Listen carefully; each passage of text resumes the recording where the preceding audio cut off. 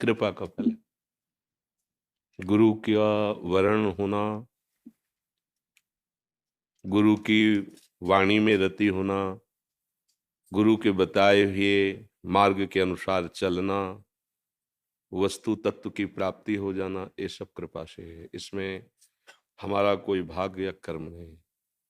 आज ही आप सत्संग में सुन रहे थे कि ये जो मानसिक रोग हैं, ये जो अज्ञान से हम अपने को शरीर मानकर मन और इंद्रियों के द्वारा भोगों को भोग रहे हैं, ये तपस्या, यज्ञ, स्वाध्याय, तीर्थयाटन, दान, योग आदि ये बड़ी औषधियां हैं।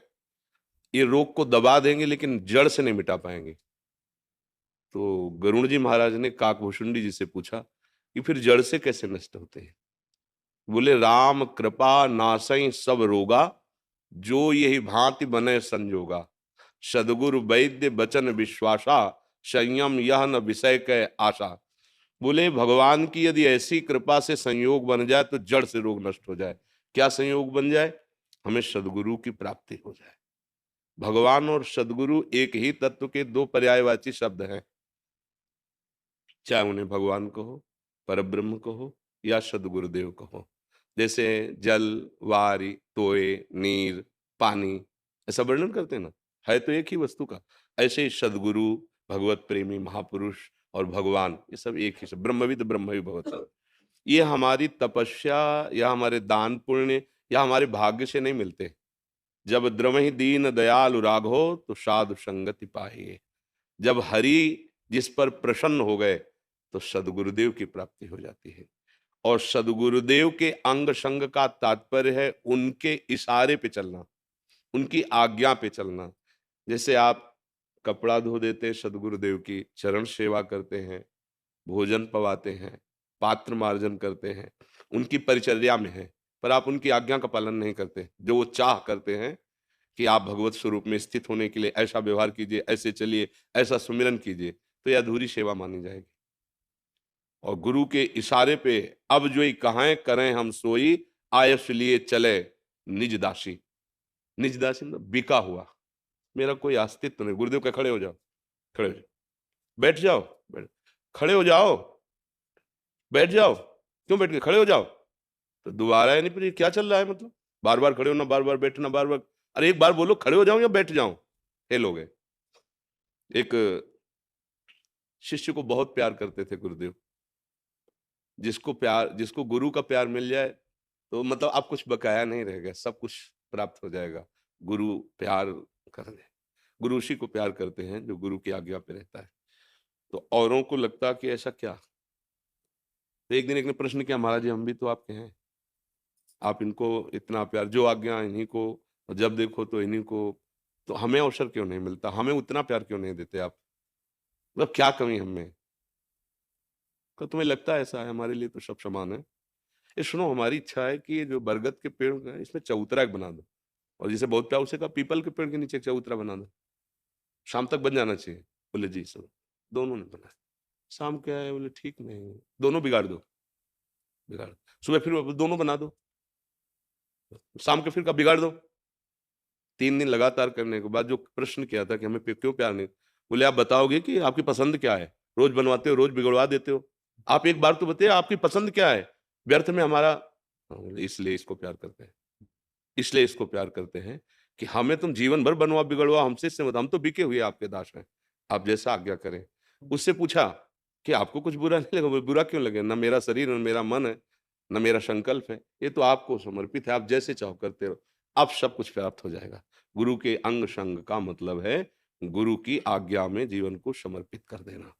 गुरु और भगवान दो नहीं है, इसका हमें अच्छी तरह ये भाव करना है। तो जैसे लोग कहते हैं मानो सामने वाला कपट कर रहा हो, तो काल नेमि ने कपट करके साधु रूप धारण करके हनुमान जी को ठगना चाहा, तो भगवान ने मकरी रूप से बता दिया ना, ये साधु ने, क्योंकि आप भगवान के सहारे हैं, वो बीच में आपके हैं, गुरुदेव, और आपके बीच में भगवत सत्ता विराजमान है। अगर आप सच्चे हृदय से, तो सच्ची कहते हैं, उनकी कही हुई बात से आपको भगवान मिल जाएंगे। बातें बहुत हैं, बस समझना है। एक बार एक ग्रामीण भगत जो गाय चराया करता था, भागवत कथा हो रही थी, तो निकला वहां से, उसके पास समय तो था नहीं सुनने का। वो लोग सुन रहे तो खड़ा हो गया ऐसे लाठी लेके कि क्या बोल रहे हैं महाराज। तो उन्होंने कहा, बिना गुरु बनाए जीवन पशु जैसा व्यर्थ चला जाता है। जीव को गुरु की शरण में जाने से ही परम कल्याण होता है। चला गया। तो विचार किया हम कैसे गुरु बनावे, ना हम पढ़े ना लिखे ना। दूसरे दिन जब वहां से निकला तो मंच के समीप गया, तो महाराज कल आप कह रहे थे गुरु बनाए बिना जीवन पशु जैसा व्यर्थ चला जाता है, तो हम तो पढ़े लिखे हैं नहीं, गाय चराते हैं, पूरी गांव की रोटी मिल जाती खाते हैं। महाराज आप ही हमको चेला बना लो। तो अब कथा का समय चल रहा है, बातचीत को तो वो जब कथा जिस दिन समाप्त होगी उस दिन बात करना। उस दिन वो और वो अपना जो चढ़ावा चढ़ा था, जो जैसी व्यवस्था फल फूल आदि वो लेके जा रहे थे। पहले घोड़ों पर चला जाता, तो घोड़े पर सब लाद के पीछे महाराज वो आप कह रहे थे ना गुरु बनाने बिना जीवन, तो हम तो और किसी को जानते नहीं, आप ही गुरु।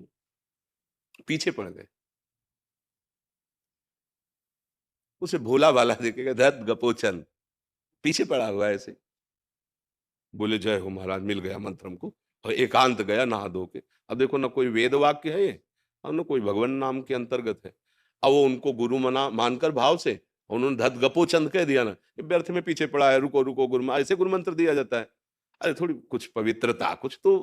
अब गाय चराएगा दिन भर घूम, क्या इसको गुरु मंत्र दे दे, ऐसा भाव नहीं। तो धत गपोचंद, अब वो धत गपोचंद, अभी कोई मंत्र थोड़ी, गुरु मंत्र जपना है। गाय चरा रहा तो सुमिरन कर रहा है बार बार उसी नाम का। ऐसा भाव बढ़ा कि अब एक गाय चराना छोड़ देते, एकांत बैठकर अब एकांत धुन में लगा था। फिर ऐसा भाव बढ़ा कि एक एक दो दो दिन भोजन छोड़ देते, बराबर इसको जपते हैं।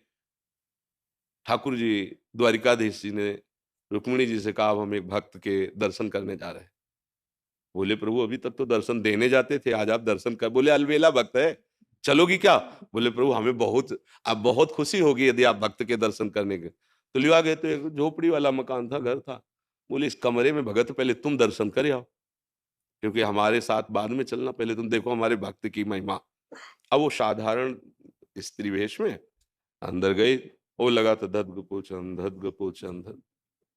का भगवान के शास्त्र नाम, गोपाल जी के, विष्णु जी के, बड़े भगवान के नाम, ये तो हमने कभी जिंदगी में नहीं सुना। तो उन्होंने कहा, ए भैया ये किसका नाम जप कर रहे हो। एक दो बार में तो खोला नहीं आंख, और जब देखा बहुत झकझोर कर रहे ना, तो गुस्सा में चरवाहा आदमी बोले तुम्हारे खसम का कर रहे हैं, जाओ यहां से। वो आई और प्रभु से कहा, प्रभु वो तो बहुत पहचानता है। हम छुपा के गई और वो पहचान गया। वो कह रहा है आपके, तो प्रभु बोले हाँ इसीलिए तो हम दर्शन कर ले बहुत।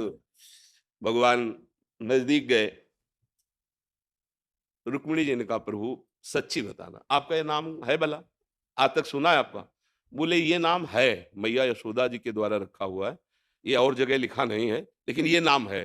बोले कैसे प्रभु नाम है। बोले एक दिन की बात है कि जब हम बहुत बाल लीला में खिलवाड़ खिलवाड़ में मात तोड़ देना, माखन फैला देना, लाडले थे पूरे ब्रज के ठाकुर जी। तो जैसी गोपी भावना करती वैसी ठाकुर लीला करते। तो एक दिन बहुत ऊंचे छीके पर माखन रख दिया और सोचा आप देखें छोटे से कन्हैया कैसे पावेंगे। तो ओखली ओखली के ऊपर सखा, सखा की कांधे पे ठाकुर जी, फिर ठाकुर जी ऊपर से ऐसे। इतने में मैया आ गई, यशोदा मैया। और उनका उपद्रता जो आप कर रहे हो, इससे बचाने के लिए तो पहले उपाय किया था। बोले मैया मैं कोई उपद्रव नहीं कर रहा हूं। फिर इतने इतने हाथ तुम्हारे। मैया मुझे भूख लगी थी, तो हमारी दृष्टि गई तो इसमें चींटी दिखाई दी। तो मैंने सोचा जब मैया आएगी चींटी निकालेगी तब तो मैं भूखा रहूंगा, चींटी निकाल मैं देता हूं। बोले वाह बहुत चतुरता, इतनी इतने में चींटी निकाली जाती है। मैया जहां ऐसे रखता तो चींटी नीचे तक चली जाती, तो मैं ऐसे ऐसे करके निकाल रहा था। मान गई। और यहाँ जो लगा हुआ है, तो बोले एक मक्खी परेशान कर रही थी, यहाँ बार बार बैठती। अब एक हाथ से तो ऐसे छीका पकड़े हुए, अब हम उसको हटा, जब नहीं हटी तो ऐसे मार दिया, तो वही लग गया। तब मैया का धत गपोचल कि तेरे से कोई नहीं जीत सकता, तू जगत गुरु है, बड़ा चतुर है। गुरु के वचनों पर विश्वास तो भगवत साक्षात्कार हो गया। अगर भगवत साक्षात्कार करना है, वास्तविक सतमार्ग में चलना है, तो गुरु के वचनों में दोष दर्शन न करे। जब हम गुरुदेव का वर्ण करते हैं तो यही मन बुद्धि काट छाट करने लगती है। ऐसा क्यों, ऐसा ऐसा क्यों। तुमने कभी डॉक्टर से काट छाट की, ये हरी वाली टेबलेट नहीं, मुझे नीली पसंद है, नहीं, तब वो भगा देगा तुम्हें। पैसा देते हो, हाथ जोड़ते हो, लाइन में खड़े होते हो, और वो जो दवा दे दे श्रद्धा पूर्वक ले, और भवरोग की दवा गुरुदेव कर रहे हैं। तुम ऐसा क्यों, वैसा क्यों, दूसरों से सलाह लोगे जाके, ऐसा नहीं है। मन वचन कर्म से गुरु को भगवान मान करके यदि उनकी बात मान लो तो तुम्हें अनुभव हो जाएगा।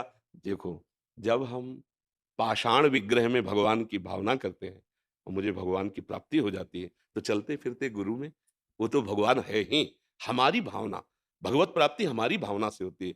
जब हम एक लकड़ी के बने हुए एक चित्र में, एक पाषाण मूर्ति में अपना भाव जोर से करते हैं तो भगवान वहीं मुस्कुराने लगते हैं। खंबे से भगवान प्रकट हो गए, नरसिंह रूप प्रकट हुए ना।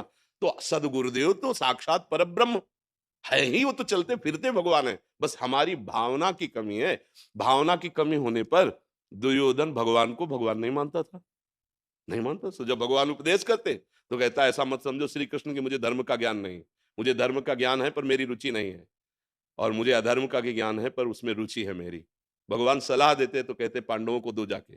भगवान ने कहा देखो एक बात मान लो, 5 गांव दे दो, इतने में वो पांचों राजी हो जाए। बोले सुई के अग्र की नोक भर नहीं देंगे। बात किनसे कर रहा है? अखिल कोटि ब्रह्मांड नायक परम सामर्थ्यशाली भगवान श्री कृष्ण से कह रहा सुई की नोक भर नहीं, सुई अग्रे न केशवा। तो भगवान ने कहा फिर ठीक है, युद्ध ही ठीक है। कहाँ माना भगवान को भगवान? अगर भगवान को भगवान नहीं मान रहा तो उसको नहीं दिखाई दे रहा है। और विदुरानी जी भगवत भाव में मगन है तो दरवाजे के बाहर खटखटा, कौन? श्री कृष्ण। प्रेम में ऐसी ऊंची अवस्था कि उनको अपनी देह का भय भान नहीं। अंदर गए तो प्रभु स्वयं कह रहे कुछ पवाओ ना। क्या पवाओ? बोले केला रखे ले आओ। तो केला ला रहे, छिलका प्रभु को पवा रही, गूदा फेंक रहे, और प्रभु भी बड़ी मस्ती से पा रहे हैं। तो भगवान के प्रति किया हुआ भाव ही हमें भगवत प्राप्ति कराता है। तो वैसे तो चराचर जगत में भाव करना है भगवान का, पर गुरुदेव तो भगवान के स्वरूप है। स्वार्थ सकल तज गुरु चरणन भजी, गुण नाम सुनि कथि संतन सो संग करी, काल ब्याल मुख पर्यो कफ पित्त बात भर्यो, भ्रमो कित अनन्य कहाय की जी लाज धरी। हमारी वाणी जी में लिखा हुआ है, यदि आप इसी जन्म में समस्त दुखों का नाश करके आनंद प्राप्त करना चाहते हो तो स्वार्थ का त्याग करके गुरुदेव की आज्ञा पर हो। स्वार्थ सकल तज गुरु चरणन भजी। और गुरुदेव ने जो नाम दिया है, जो मंत्र दिया है, निरंतर उसके रटने का अभ्यास करो। बस जहां आप नाम मंत्र अभ्यास करोगे, साधु संग करोगे, तो तुम्हें इस शरीर में जो प्रियता है, इस शरीर के भोगों में, अब देख लो कौन सा इसमें अमृत भरा हुआ है। सुख सिंधु भगवान को भूल करके भोगों में जो रति हमारी मन बुद्धि, ये गुरु कृपा ही बचा सकती है। गुरु कृपा ही केवलम, बस उनके वचनों पे चल जाए तो है। पर कठिन होता है मन को गुरु आज्ञा पर लगा पाना। वही आज्ञा पालन करने वाला ही गुरु अंग संगी कहा जाएगा। आज्ञा का पालन नहीं करता, बात नहीं बनेगी। उनके समीप रहते हुए भी ऐसे कितने उदाहरण हैं कि गुरु की बड़ी कृपा है, वो समीप सेवा में रखे, पर उनकी दृष्टि गुरु के वैभव पर है, गुरु के सम्मान पर है, गुरु की हृदय वस्तु पर नहीं है। जो आज्ञा करते हैं परमार्थ की, उसका पालन नहीं तो फिर शिष्य वो खाली ही रहेगा। गुरु की अध्यात्म वस्तु की प्राप्ति उससे नहीं होगी, वो सानिध्य में रहते हुए भी अधूरा ही रहेगा। और लाखों कोस दूर है और अपने गुरु को ब्रह्म मानकर उनकी आज्ञा पर चल रहा है, वो पूरा हो जाएगा, लाखों कोस दूर से पूरा हो जाएगा, क्योंकि गुरु वहीं विराजमान है।